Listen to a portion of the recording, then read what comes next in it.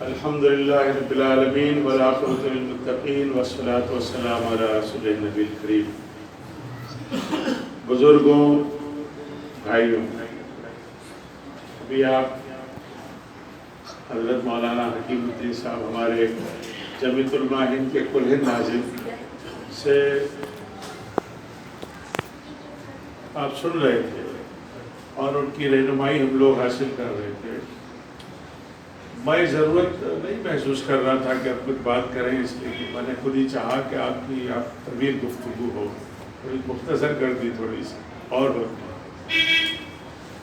اب بات اتنی کہنا چاہتا ہوں، ایک بات تو آئی جمیعۃ علماء کی ممبرشپ۔ آپ سے میرا ایک گزارش ہے کہ آپ حضرات یہ بتائیں کہ مسلمانوں کو تنظیم کی ضرورت ہے یا نہیں؟ ہمیں منظم ہونے کی ضرورت ہے یا نہیں ہے؟ یہ آپ بتائیں۔ ضرورت ہے، ہمیں اپنی تنظیم کی ضرورت ہے۔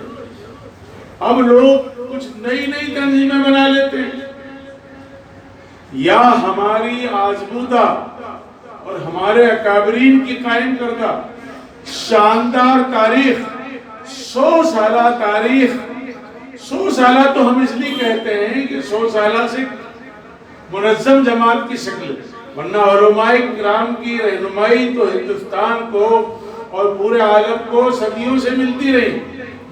تو 100 سالہ آج ہماری اس جو جمیعۃ علماء ہند ہے، جو باضابطہ ہمارے اکابرین نے جمعیت کی تشکیل کی تھی، اس کو آج 100 سال ہو گئے۔ اور یہ جو سال چل رہا ہے، 100 سالہ تقریبات کا سال چل رہا ہے۔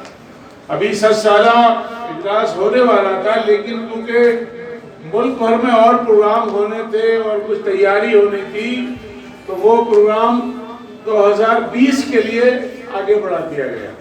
تو اب انشاءاللہ تعالی 2020 میں نومبر کے مہینے میں بڑا ایک عالمی اجلاس انشاءاللہ تعالی دیوبند میں ہونے جا رہا ہے۔ اب جیسا کہ اعلان کیا کہ جمیعۃ علماء کی ممبرشپ پہلے ہر 2 سال میں ہوتی تھی، ابھی ہر 3 سال کا اعلان ہوا ہے، تو ابھی ممبرشپ جاری ہے۔ تو میں گزارش کروں گا تمام نوجوان، مرد، عورت، سب جمیعۃ علماء کے ممبر بننے کے حقدار ہیں اور ان کو بننا چاہیے۔ ایک مشن کے تحت بھوپال ضلع میں ہمارے ضلع کے جو ذمہ دار ہیں ان سے میں کہوں گا کہ وہ پورے اضلاع میں جائیں۔ پچھلی مرتبہ بھی بہت اچھے سے، یعنی اقبال میدان میں اور شہر کے کئی علاقوں میں لگا کر کیبن اور باقاعدہ ممبرشپ الحمدللہ کی گئی تھی۔ 5 لاکھ ممبرشپ ہوئی تھی، ابھی اس سے زیادہ ہونی چاہیے۔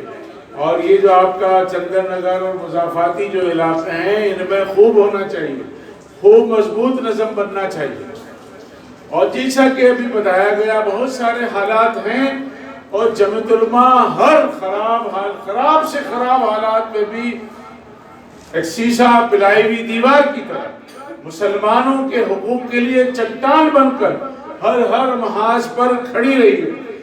آپ کو جیسا بتایا کہ آپ کو اطلاع ہو یا نہ ہو، کوئی ضروری نہیں کہ عوام میں بات جائے، لیکن ہمارے رہنما، ہمارے اکابرین ہر مرحلے پہ ملک بھر میں میدان میں سرگرم ہوتے ہیں۔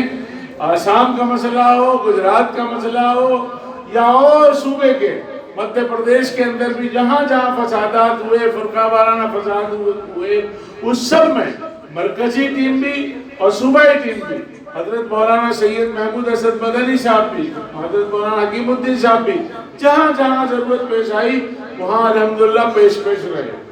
تو لیکن جب تک جماعت کے افراد مضبوط نہیں بنیں گے، جماعت کی تنظیم مضبوط نہیں ہوگی، وارڈ میں ہمارا نظم مضبوط نہیں ہوگا، ہر تحصیل میں ہمارے لوگ نہیں کھڑے ہوں گے، ایک گاؤں میں ہمارے لوگ کھڑے نہیں ہوں گے، تنظیم مضبوط نہیں ہو سکتی۔